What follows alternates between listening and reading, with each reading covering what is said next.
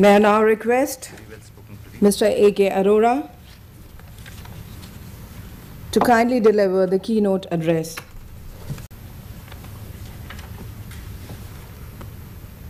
Dignitaries on the dais, off the dais, distinguished participants, colleagues and friends.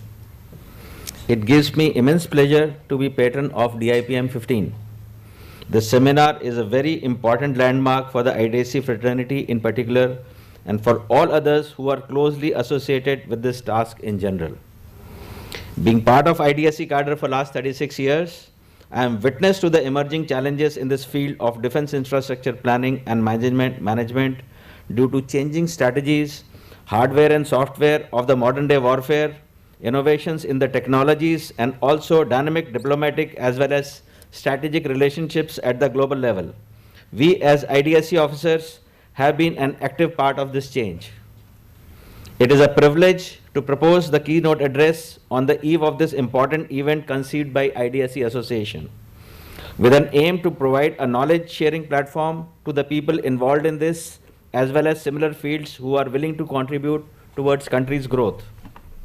Ladies and gentlemen, as you are all aware, aiming for double-digit growth, government has increased its investment in infrastructure to 700 billion rupees as per the budget.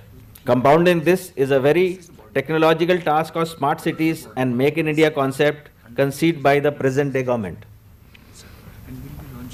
Even MES has been tasked to identify certain cantonments which can be developed by smart military stations and suggest a roadmap. We have already started taking action in this matter.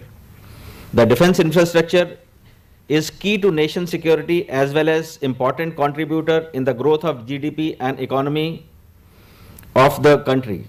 Infrastructure budget of MES is likely to cross 20,000 crores in the near future. The cost of infrastructure development, of course, is very high, and optimum utilization of these funds is not possible unless innovative and sustainable technologies are used in infrastructure development. Friends, these call for innovations in technology and sustainable construction, which encompasses optimized cost and efficient use of scarce resources in terms of material, manpower and machinery. The organizational role and responsibility of MES gives ample opportunity to all the IDSC cadre and other cadres working with us in MES to work with all arms of Ministry of Defense, including Army, Air Force, Navy, Coast Guard, DRDO, Ordnance Factories, DGK and many more. Modernization of our ordnance depots, development of infrastructure in Northeast, high altitude infrastructure, modernization of military hospitals, coupled with huge deficiency in the living accommodation, administrative accommodation, as well as changing and exacting requirements of storage and technical accommodation for the military hardware and logistics are some of the current day challenges. MES is involved in various aspects of strategic infrastructure of the country as well as operation and maintenance of the same. Accordingly, IDSC officers are exposed to handling various types of infrastructure projects in the country, and I'm sure a lot of case studies will showcase their capabilities in handling various types of infrastructure projects during the deliberations of this seminar. Gentlemen and ladies, irrespective of the economic scenario, the infrastructure spending, more so in the government sector in India, is going to grow at a very high pace. In the defense sector, due to security dimensions of the continent, spending in the infrastructure development is also increasing every year, which means that the infrastructure planners, designers and managers have a lot to contribute in the national development and need to work overtime.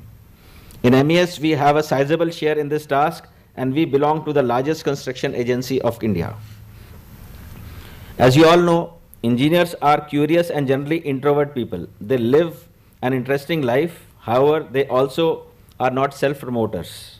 Proclaiming the true values of their contribution for society makes them uncomfortable. Their preference is to let their work speak for them. Unfortunately, the dedication and effort put in by the engineers does not receive the recognition that it deserves, despite the fact that modern civilization does not and cannot exist without the work of engineers.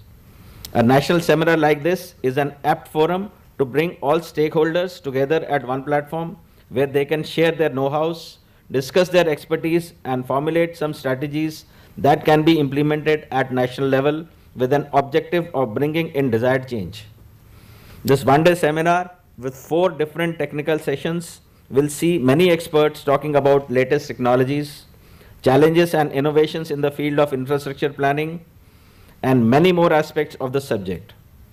This will provide a good insight and priceless takeaway to the participants from various walks of life, ranging from students, practitioners, academicians, scientists, professionals, as well as defense vendors. I would like to flag a few issues which are being deliberated in today's seminar on DIPM. First is the importance of optimum land use. Due to abundance of land in cantonments, we were not concentrating on high-rise, except for few metros. But with the scarcity of land in all the large and medium towns, we have to think in terms of vertical expansion.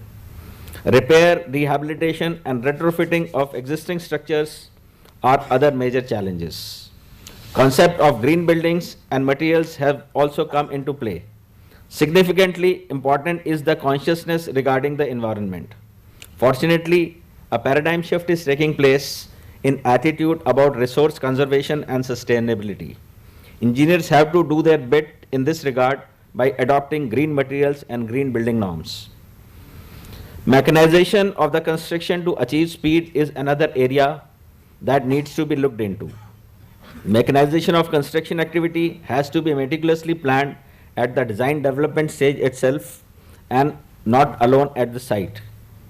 The vulnerability of our structures to natural disasters such as earthquake, tsunamis, floods, landslides, cyclones is continuously rising.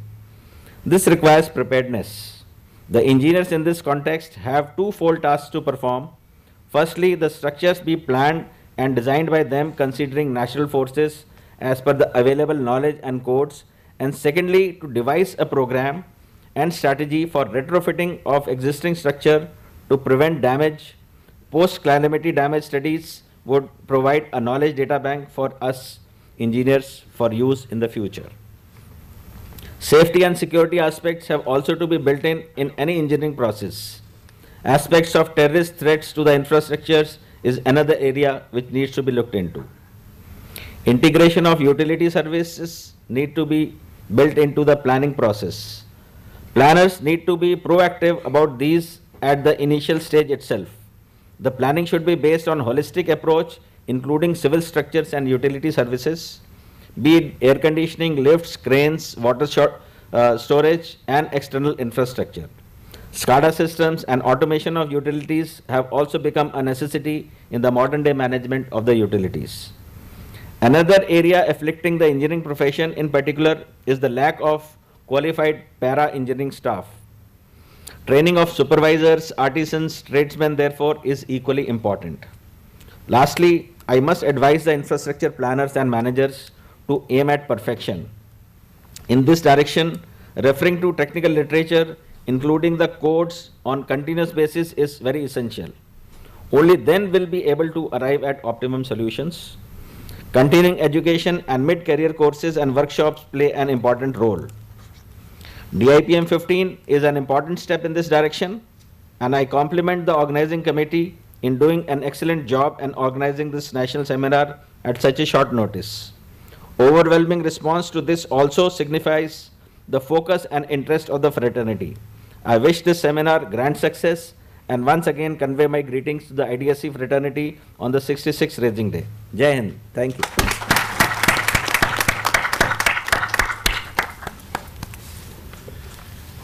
Thank you very much, sir.